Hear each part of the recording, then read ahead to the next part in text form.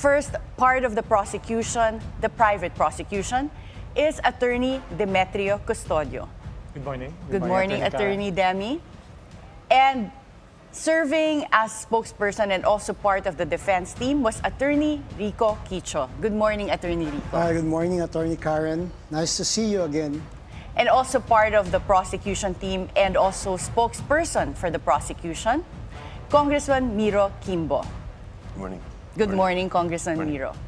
Okay, so first let's start with juggling your memory about the impeachment trial. So we'll have a short quiz. I like doing this. So as a professor in law school, I often give surprise quizzes to my students, but now we'll be giving you questions about the impeachment, and then you'll have to write them in the papers. You'll have 30 seconds to answer. No copying. Okay. No copying. Okay, first question. How many articles of impeachment were filed against Chief Justice Corona?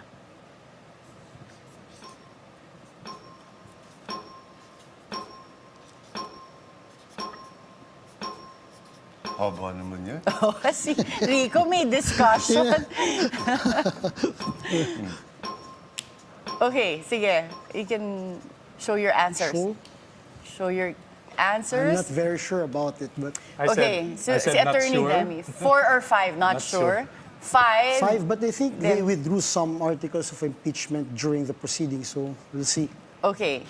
And 7. 7. You're very sure with I'm 7. very sure, but we only heard 3. Oh, Okay. Yeah, I remember some of the articles were dropped. Yeah, we dropped it because they were senseless. now Yeah, you can the say correct it. answer Oh, is absolutely. 7. Now you can say Correct. it. Absolutely, Naalala niyo pa. I can reveal everything. Oo nga, in hindsight, no? But I remember thinking that time when it was May, and we were still on the approaching May, third article, pa, I was like, oh my God, this is gonna take, 2 years or more? Those were very stressful days and nights. Yes, I agree. If you remember, Attorney Karen, that was an everyday trial for Every 4 day. days of the week. I agree. A continuous It was- trial. And people were always waiting for 2 p.m. Oo, because for that's the, when the trial started. yeah. And I think before the Korean novelas, yun ang pinapanood talaga, yung impeachment trial at that time. No? Kasi kahit saan ka pumunta, kilalang-kilala si Miro noon. Naku, kilala sa palengke. I had friends abroad who would also watch the impeachment trial, And we despite s- the time difference. And we still had free TV, so I think that really helped. Yeah. Okay, next question. Which article of impeachment was Chief Justice Corona found guilty of?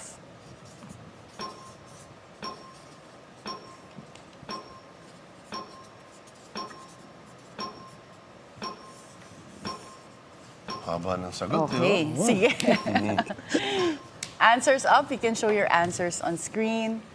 Article 2 Article 2. for Attorney Demi. I think it's betrayal of public trust. I'm not very sure, but Okay. that's how I And remember it. Kong Article Miro, 2. Sal N, Sal N. Article 2. Okay, yes. The correct answer is Article 2. Article Hoy, 2. dalawa na ako ah. Oo I have nga. 1 Nako, point. may makaka-perfect yata.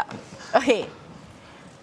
Akbayan initiated the impeachment complaint against VP Sara this year and also against Chief Justice Corona. So that's something they have in common. But who from Akbayan was the main proponent of the impeachment against Chief Justice Corona back in 2012? That's good, ah.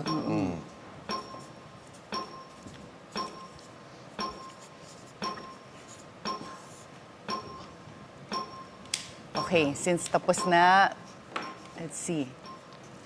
Si Attorney Demi pala is still writing. You know, I can't remember, Okay. so Well, So that's si a question. Attorney Rico Quicho, question mark. And si Attorney That's a question Demi, mark. I'm drawing a also blank. Si Tama. Kong Miro Waldenbello. Okay. Actually, the correct answer Hindi ko is matandaan, ah. Risa Ontiveros. So current Senator Risa Ah, Ontiveros. Sus- Yeah. Okay. So interesting, no? as a Trivia. she was a congresswoman back then, or as a She private was citizen? in Congress, I suppose, as part of Akbayan. No, she wasn't She was part not? of Congress then. Not anymore, to my recollection. But anyway, But as part of Akbayan pa rin. It was part of Akbayan. They were both 2 reps. It was Walden Bello and Risa. Reese. Okay, so you're probably correct, no? But this was But our researcher said also it was Risa, but maybe it's dalawa sila. But we're the guests, so tama kayo. Sige, but we'll give you partial points. Pwede. Okay. And next question, among the congressmen, name 3 who voted against the impeachment of CJ Corona, of Chief Justice Corona.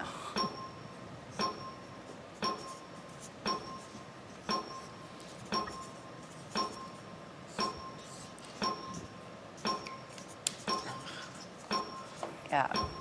So these are some congressmen who voted against the impeachment of Chief Justice Corona. Okay. Show your answers.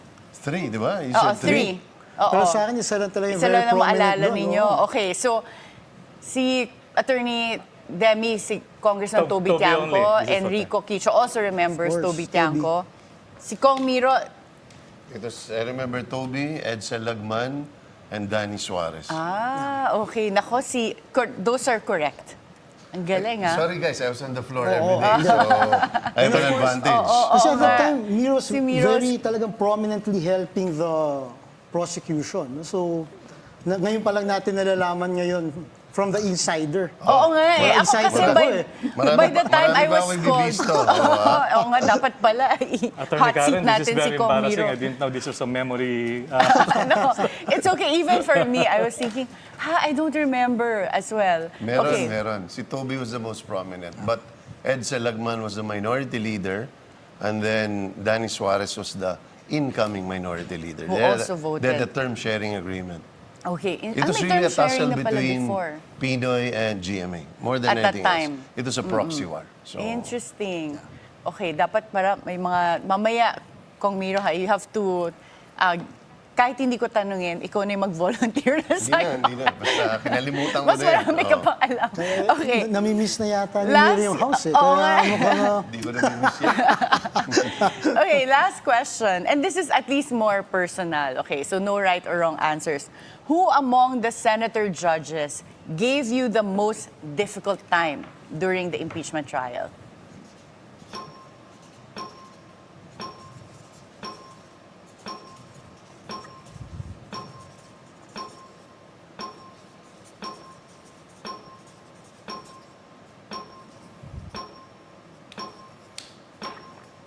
Okay.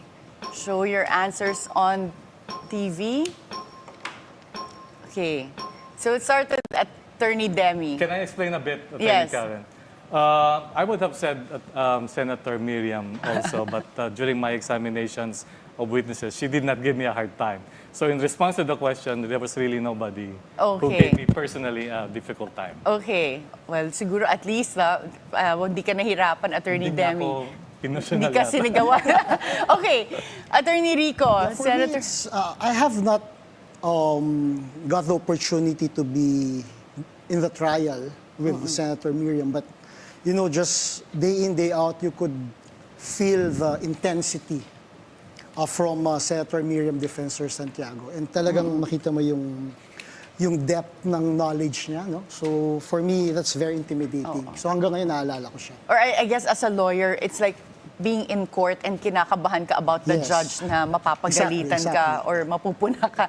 Okay, let's see with Kong Miro. Same. Same. So we have a consensus here. It was Senator Miriam Defensor Yeah. Santiago. Nakakamiss din siya, no? Like having Oh, someone yeah, like of her in course. Senate. The Senate is not what it is without her. Yeah. And Senator Joker Arroyo, I suppose, no? Yeah. Anong naalala nyo about Senator Miriam Defensor Santiago? About dun sa trial, yung talagang memorable for you? Sa akin, yung pinapagalitan niya si Vit Aguirre, no? Yung tapos nagtakip ng Oo, tenga si takip ng tenga. Attorney For me, Vitt. that was very intense. No? Alala ko rin. I was live on the floor at that time Yeah, sa we were there, no? plenary. Yeah, Yes. we were there. What about you, Kong Miro? Yeah, I think the daily grind that Junjun Tupas had to go through.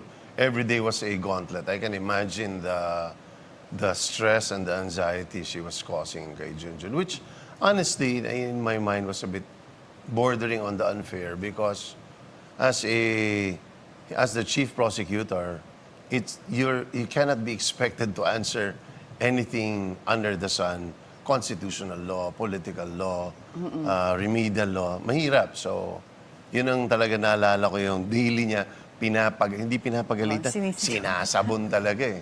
Ha? Ako naalala ko nga, sinisigawan siya. Lalo na dun sa list of properties, talagang may time na yung stress na feel ko sa buong plenary. But again, it was really good to have a legal brain like Senator Defensor Santiago. Tsaka it was the plethora of all the Latin terms, right? So, talagang Nagsawa tayo doon, no?